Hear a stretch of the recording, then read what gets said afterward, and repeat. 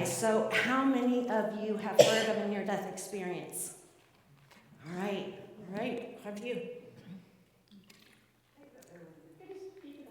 Thanks.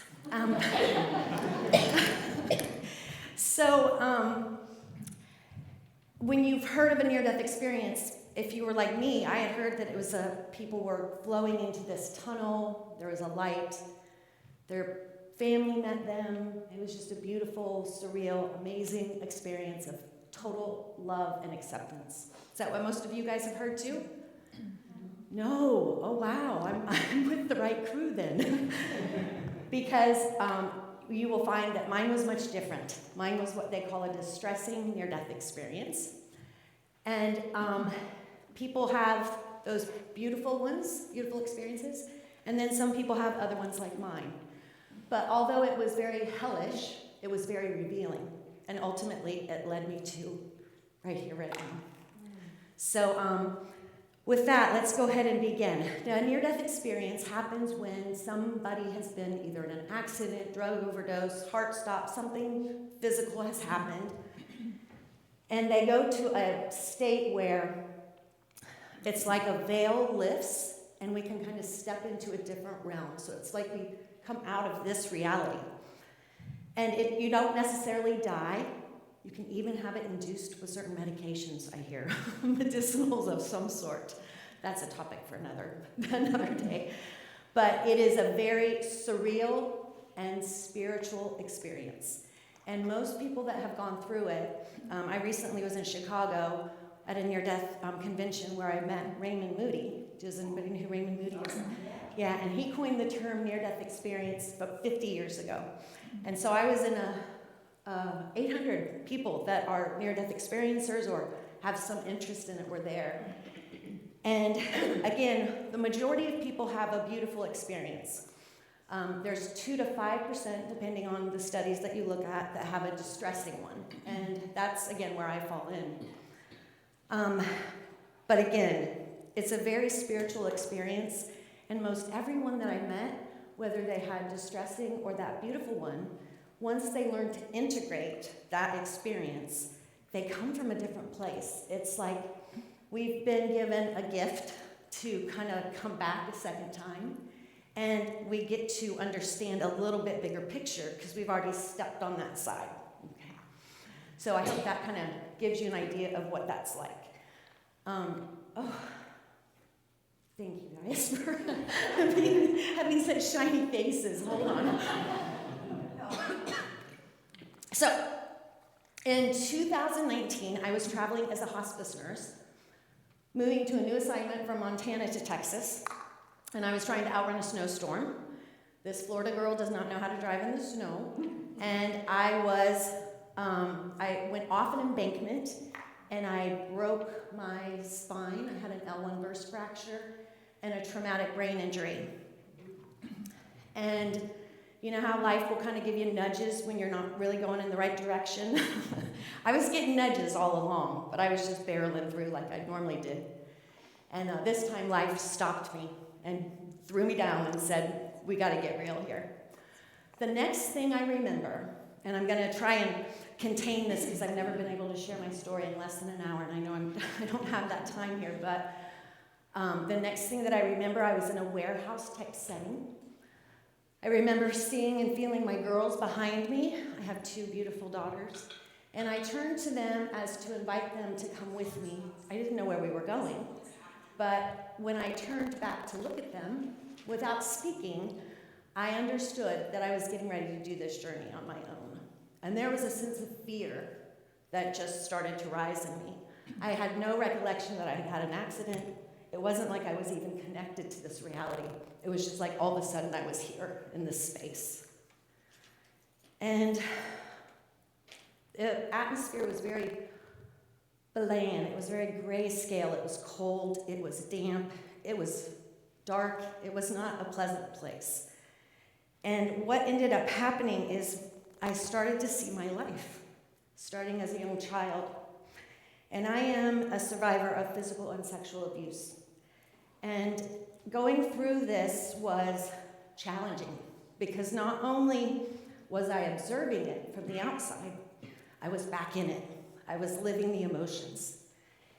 And it was heavy, it was dense, it was dark, and it was so scary. And I thought for sure at this point, I must be in hell. I must be stuck in this hell.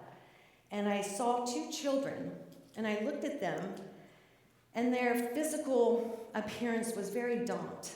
Their eyes were sunken, it was a scary sight for me to see. But I felt a familiarness, although I didn't know who they were.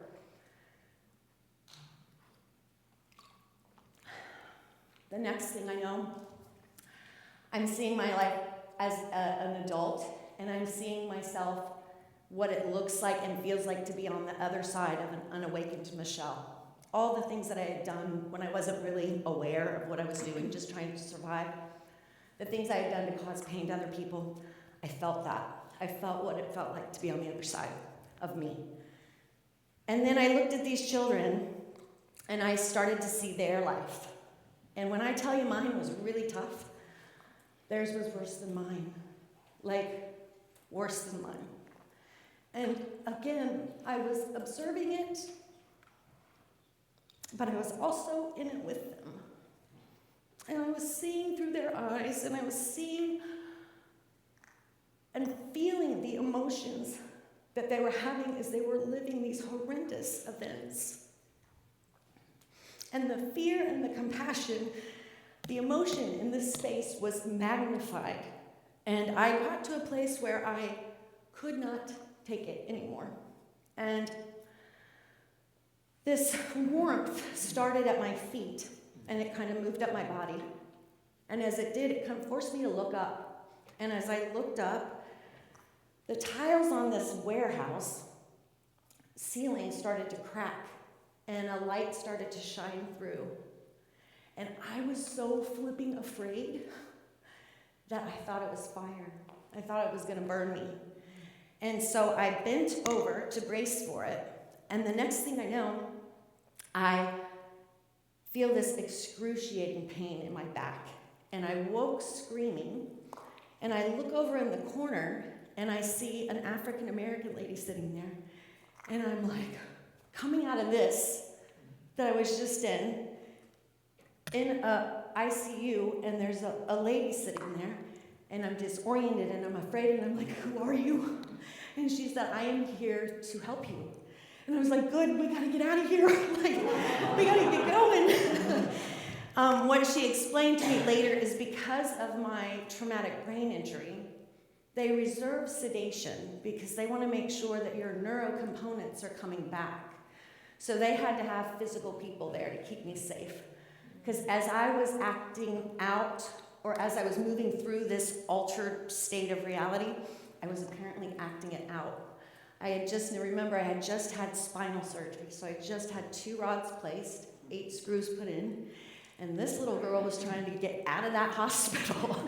So they had to keep me safe, and they didn't want to sedate me. She explained that I had been in and out of consciousness for a few days, welcomed me back, and I thought, well, this is bullshit. Like, what is happening? What is happening here? Oh, excuse me. I'm in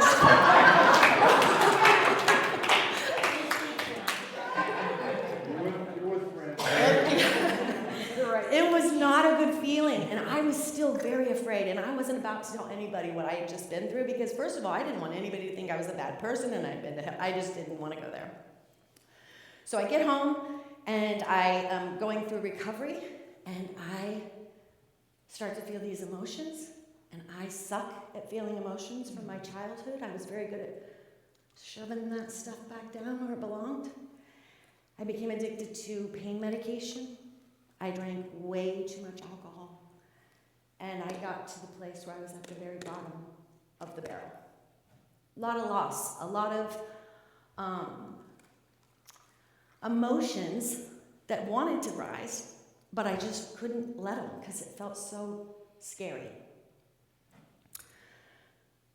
I did that for 2 years, put myself through my own hell for 2 years. When I got to the place where I couldn't do it anymore, I wasn't going to look to the Bible because my first exposure to God was in a old church, and I was sitting in a metal chair in a basement of a Catholic church, and I was told that this God that loves me so much was also going to cast me into hell if I didn't behave. And at 7, I was already pretty well on my way to being a defiant little kid, right? And so I was afraid of this thing called God, and I didn't buy into it. I wasn't going to buy into this. I couldn't believe that there was something out there that could love me so much but punish me so much. However, in my life, I was experiencing it with my abuse. And so I came away with a very distorted view of God, with a very distorted view of people, with a very distorted view of connection, and absolutely had no clue what unconditional love was. I had no clue. I lay down on the couch, and I used to choke on the word God, but I can say it now pretty good. And I said, God, life force energy, whatever it is, I need help. And I laid down and I went into a meditation by grace. And it was as if I was being held, but I heard a voice say to me, ask yourself, what was that trying to teach you? And how can you see it differently? And so I went into this meditation feeling held, and I was walked back into my hellscape with those children. And when I saw them this time, they had a glow about them. The whole energy of the atmosphere was different. And I hear again a voice that reveals that they were my abusers.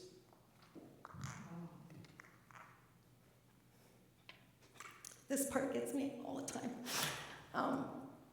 When I tell you that there was compassion that rose in me that I have never felt before, and the only thing I could do was extend it to those two beautiful souls. And you guys, there was something that happened where a weight lifted off me that I did not even know that I was carrying. I thought I had forgiven everybody, but it still was there. And at that moment, I realized that there was a whole lot more going on here. I was living in a closet and I didn't even know it. And I had all those false limiting beliefs that we all pick up somewhere along the line that remove the light of who we are, that we take on and we own, and we make ourselves small, and we wait for validation from the outside. All those self-limiting beliefs started to lift, and when they did, my heart felt the love I'd been searching for the whole time. It was within me. It was within me the whole time. And I had no clue. It was right there. And so that was a gift that once you touch that, you absolutely know that life is here working for us, not against us. And all of those self-limiting beliefs that we carry that block us from being able to receive or give love, it's our responsibility to remove those, right? And sometimes feeling through it, if you're not used to that, it sucks. But what I was also shown is that light that I mistook for lava and fire was actually the love of God, coming to show me that those wounds that were coming up, that he was showing me in real life, needed to be looked at from a different perspective. And wow, it was just like taking a different seat at the table, and I saw them differently. I saw exactly why everything had happened the way it did. Not that it made it right, but I saw that their little light was so lost in their own shame and guilt and what they had gone through. And so I was able to come away and continue to come away connecting to that divine that's within and seeing people differently. Like, we all have wounds and we all have stuff that we can remove to let that little light shine. We came in with that light, and that's the only thing we're going out with. And I'm going to try and close up here because I have no idea where we are on time. I just got lost in that. No, you're good. You're good.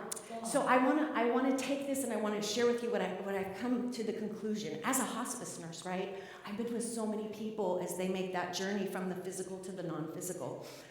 And I had seen, the visionary reach, and I've had so many beautiful experiences. I'll have to come back and share some of those with you, but just stuff that you can't make up. Very spiritual moments with people as they move into that non-physical energy, the energy of love and light that they have always been, that they came from, the divine.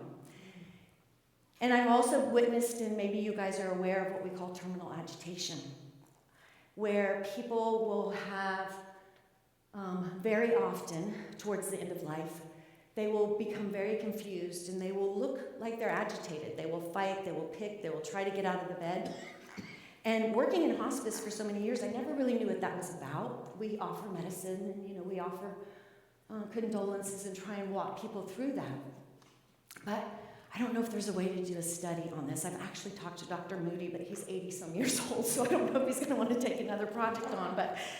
But what I believe with all my heart and soul is during the terminal agitation time, when we all get to the place where we're getting ready to lose our physical meat suit, right?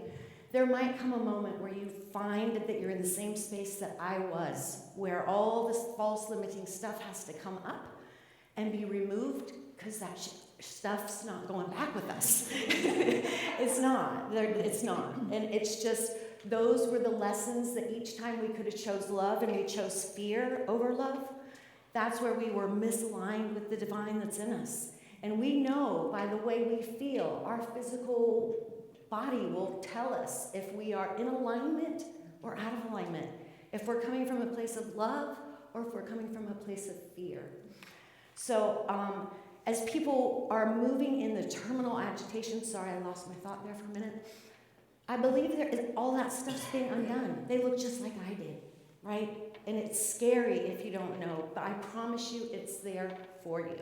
It's there for the person going through it so that they can undo it and so they can look at it through the eyes of love and Christ consciousness and release it and then return to the divine from which they came and never left. So thank you so much. We made it.